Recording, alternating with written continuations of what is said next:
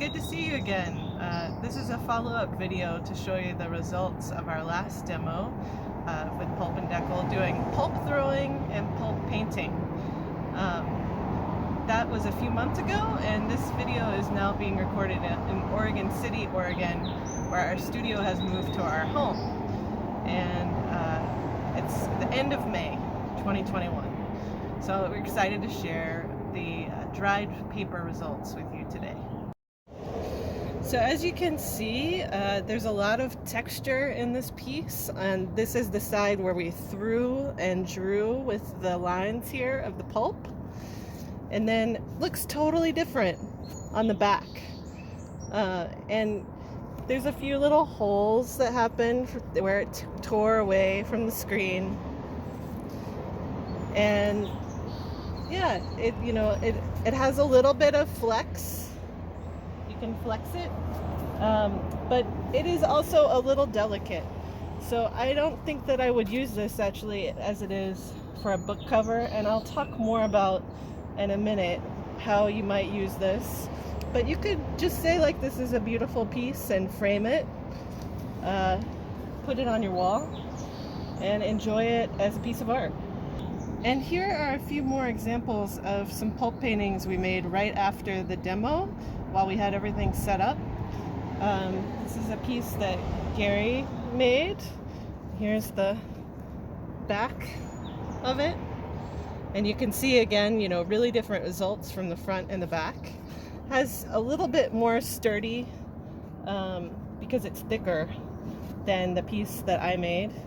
And then these are some pieces that I cut down from a larger piece.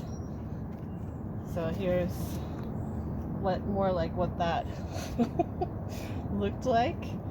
And this was particularly soft because there's a lot of that cotton denim that we used. So what I did for one of the pieces, because I wanted to try and make a book cover like we talked about during the demo, is I added a external sealer to give this a little bit more strength. So you can see the difference in colors here. This has a little bit more yellowing, and that's from the sealer, which I'm going to show you in just a second. But I put a little piece of paper in here, some white cotton paper, just to show you could put some thread through this center hole and a few more pieces of paper, and then you could have a little book. So we're going to go back to the table for a second, and I'll tell you a little bit more about this sealer. So the sealer that I used on this more flexible piece is actually a kind of wood stain. So this is made out of a cheese byproduct. So it's an all-natural material, which is really cool. And it dries pretty clear, depending on what color fibers you're using. I learned about this product from May Babcock.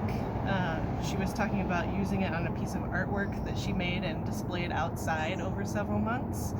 And I've been experimenting with it as a sealer. We will do a more extensive video about different kinds of coatings and sealers for paper to make them less brittle, more flexible, more waterproof, etc. That's a whole other deep dive, but I just wanted to share briefly that there are ways to change the results of something like a pulp painting after you've created it. So that's it. Yeah, thanks for joining us for this beautiful reveal of what we made last time during our first demo video, and we look forward to seeing you again in future demonstrations.